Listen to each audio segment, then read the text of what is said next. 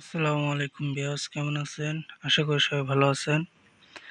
আজকে আমি আপনাদের মাঝে একটি শত্রুকে বান মারা লজ্জাতুন্নেসা এই তাবিজটা নিয়ে আসলাম রাজমোহিনী। আপনারা কিভাবে শত্রুকে বান মারবেন, হ্যাঁ, সেটাই আমি এই ভিডিওতে নিয়ে আসলাম। তার আগে বলি, যারা আমার চ্যানেলটি এখনও পর্যন্ত সাবস্ক্রাইব করেন নাই, অবশ্যই চ্যানেলটি সাবস্ক্রাইব করবেন, লাইক, কমেন্ট এবং বন্ধুদের কাছে কমপক্ষে 40টা শেয়ার দেবেন। আর ভিউয়ার্স, আমাকে যত সাপোর্ট করবেন আমি আপনাদের মাঝে তত পাওয়ারফুল ভিডিও নিয়ে আসব। আপনাদের কি কি প্রয়োজন ইনশাল্লাহ বলবেন, আমি দেওয়ার চেষ্টা করব। ভিউয়ার্স, এটা একটি শত্রুকে বান মারা। আপনারা শত্রুকে বান মারতে পারবেন কঠিনভাবে। এই বানটি মারলে অবশ্যই শত্রু খতম হয়ে যাবে, বিছানায় পড়ে যাবে। তা আসুন কিভাবে বান মারবেন, কিভাবে কি করবেন, আমি নিয়মটি জেনে নেই। পেঁচার রক্ত দিয়ে লিখতে হবে, শিকার পেট কেটে তাবিজ ভরবে, শত্রুর দরজায় গাড়বে। ভিউয়ার্স, নকশাটি আপনারা আগে দেখে নিন। এখানে যাকে বান মারবেন তার নাম, তার পিতার নাম, মেয়ে হলে মায়ের নাম, ছেলে হলে বাবার নাম। এই নকশাটি হচ্ছে এইটা। এটা কিন্তু খুব ভয়ানক নকশা। সাবধানে কাজগুলো করবেন, ইনশাল্লাহ কাজ হবে। ভিউয়ার্স, প্রথমে আপনারা শনি, মঙ্গলবারে বা অমাবস্যা, পূর্ণিমায়, চন্দ্র সূর্য গ্রহণের সময় তাবিজটি লিখবেন। ঠিক আছে? মিশক, জাফরান, কালি দিয়ে এটা আর পেঁচার রক্ত মিশেল করে একটা ভোজ পাতায় বা সাদা কাগজে লিখবেন। লিখার পরে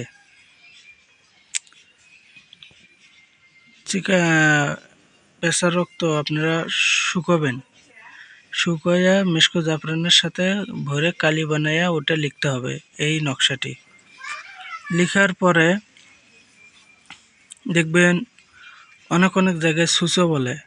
সুসো আমাদের এদিকে বলে সিকে, যেটা সাদা হয় আর কি, চিকচিক করে, মানে রাত্রিবেলা চিকে চিকচিক করে, সাদা টাইপের হয়, খুব স্পিডে চলে, মানে আতঙ্কের ভিতর থাকলে ও গন্ধ ছাড়ায় ওইটা। তো ওই চিকে আপনারা বাড়ি দিয়ে হোক, কাঠ দিয়ে হোক, ফাঁদ দিয়ে হোক আপনারা মারবেন। মারার পরে চিকের পেটটা ব্লেড দিয়ে, নতুন ব্লেড দিয়ে মাঝখান থেকে ছিঁড়বেন। এই তাবিজটা আগে আপনারা চালান করবেন, তাবিজ জাগ্রত করে নেবেন। করার পরে এই তাবিজটা আপনারা ভাঁজ করে চিকের পেটের মধ্যে ভরে দিয়ে সেলাই দেবেন। দিয়ে আবার চালানো মন্ত্রটা পাঠ করে চিকের গায়ের উপরে ফুঁক দেবেন। দেওয়ার পরে ওই চিকাটা কাফনের কাপড়ে যেভাবে মানুষ করে পেঁচানো হয় মানুষকে, ওইরকম কাফনের কাপড় দিয়ে মোড়াবেন। একটা কাপড় দিলেই হয়ে যাবে। মাঝখানে গিট্টি দেবেন, দুই পাশে গিট্টি দেবেন। দিয়ে শত্রুর আঙিনায় হোক বা চলাচলের পথে বা দরজায় ঘিরে দিবেন। ঘিরে দিয়ে ভালোভাবে মাটিটা ডাবা দিয়ে আপনারা বাড়ি চলে আসবেন। আমি মনে করি যে বেশিক্ষণ লাগবে না, 1 সপ্তাহের মধ্যেই ওর অবস্থা খারাপ হয়ে যায়। কিন্তু বান কিন্তু 24 ঘন্টার মধ্যেই ঢোকে।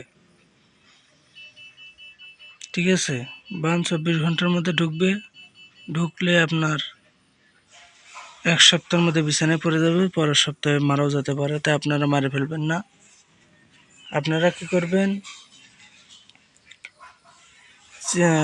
একটু সাজা দিয়ে কাটবেন। ঠিক আছে? কাটলেই সেই রুগীটা ভালো হয়ে যাবে, সে শাস্তি পাবে। যেই খারাপ করবে আবার এই কাজটা করতে পারেন, কোনো সমস্যা নাই। তো যাদের লাগবে অবশ্যই আমাকে অনুমতি নিয়ে আমি ইজাজত দেব, তারপরে আপনারা কাজগুলো করবেন। নিজের শরীর বন্ধ না করলে এই কাজ কখনই করতে যাবেন না, নইলে বান উল্টা আসে আপনাকে লাগবে।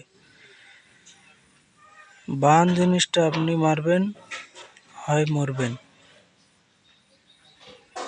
ঠিক আছে, আপনারা বুঝে শুনে কাজগুলো করবেন। নিজের গুরু থাকলে গুরুর অনুমতি নেবেন, তাহলেই হবে।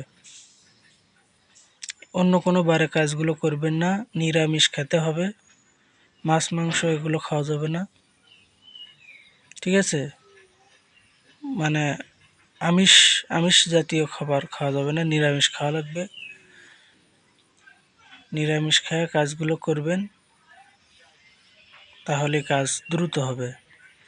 আর সামনে আমি পুতুল বান নিয়ে আসবো, বশীকরণ। এটা খুব পাওয়ারফুল গুরুবিদ্যা।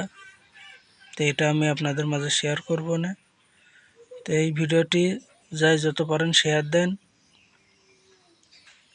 তো সবাই ভালো থাকেন, সুস্থ থাকেন। আসসালামু আলাইকুম।